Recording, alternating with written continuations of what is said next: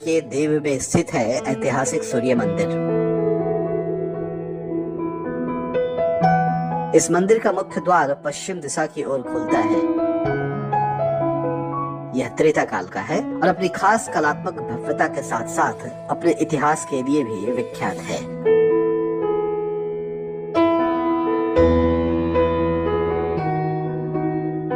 कहा जाता है कि मंदिर का निर्माण देव शिल्पी भगवान विश्वकर्मा ने स्वयं अपने हाथों से किया है।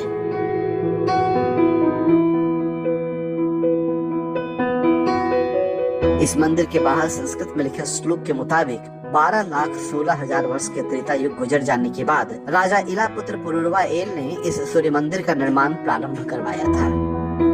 शिलालेख से पता चलता है कि सन 2014 ईस्वी में इस पौराणिक मंदिर के निर्माण काल को 1,50,014 वर्ष पूरे हो गए हैं।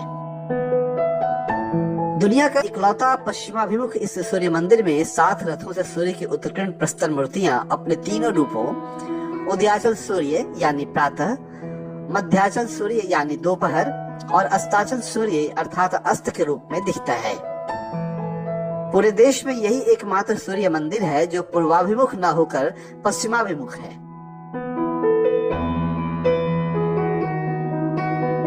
करीब 100 फीट ऊंचा यह सूर्य मंदिर स्थापत्य और वास्तुकला का अद्भुत उदाहरण है।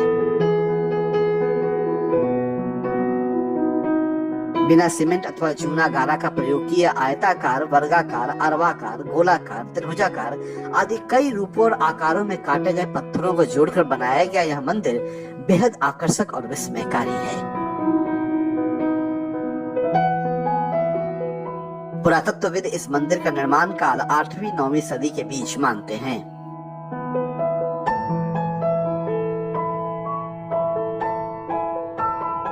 मंदिर का शिल्प उड़ीसा के कोणार्क सूर्य मंदिर से मिलता जुलता है।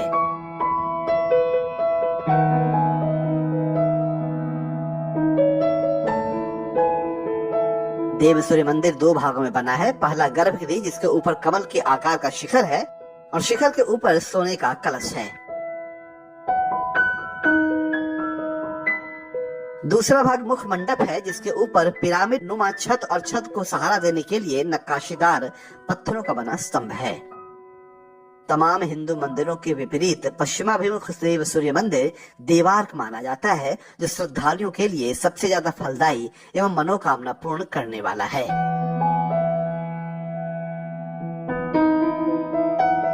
जनश्रुतियों के आधार पर इस मंदिर के निर्माण के संबंध में कई किंवदंतियां प्रसिद्ध हैं, जिससे मंदिर के अति प्राचीन होने का स्पष्ट पता तो चलता है, साथ में यह भी जानकारी मिलती है कि इसे बनाने के पीछे कहानी क्या है।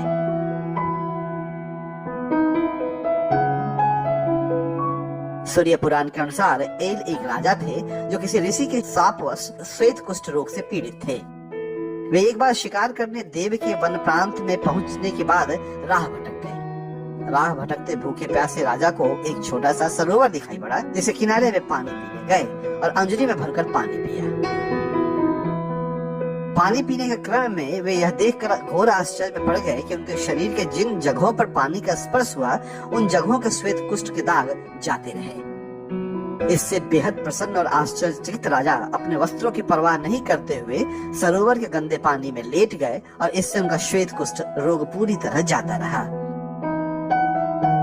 शरीर में आश्चर्यजनक परिवर्तन देखकर प्रसन्नचित्त राजा एल ने इसी वन में रात्रि विश्राम करने का निर्णय लिया। रात्रि में राजा को स्वप्न आया कि उसी सरोवर में भगवान भास्कर की प्रतिमा दबी पड़ी है। प्रतिमा को निकाल कर वही मंदिर बनवाने और उसमें प्रतिष्ठित करने का निर्देश उन्हें स्वप्न में प्राप्त हुआ। कहा जाता है कि राजा एल ने इसी निर्देश के मुताबिक सरोवर से दबी मूर्ति को निकालकर मंदिर में स्थापित करने का काम किया और सूर्य कुंड का निर्माण कराया। लेकिन मंदिर यथावत रहने के बावजूद उस मूर्ति का आज पता नहीं है। जो भी वर्तमान मूर्ति है वह प्राचीन अवश्य है, लेकिन ऐसा लगता है मानो बाद में स्थापित की गई हो।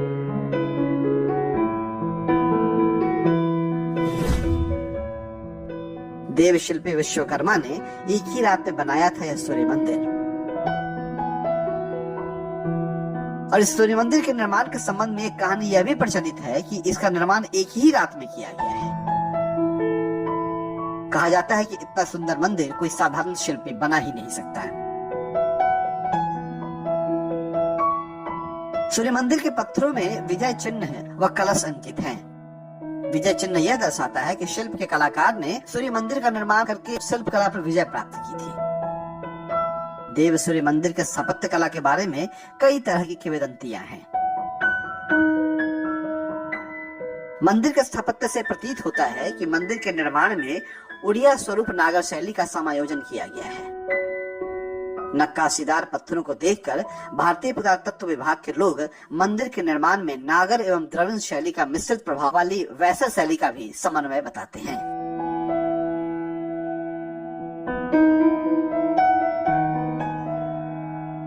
इसे काले पत्थरों की नक्काशी अप्रतिम है और देश में जहाँ भी सूर्य मंदिर है उनका मुंह पूर्व की ओर है, लेकिन यही एक मंदिर है सूर्य मंदिर होते हुए भी प्रातःकालीन सूर्य की रश्मियों का अभिषेक नहीं कर पाता, वरन अस्ताचलगामी सूर्य की किरणें ही मंदिर का अभिषेक करती हैं।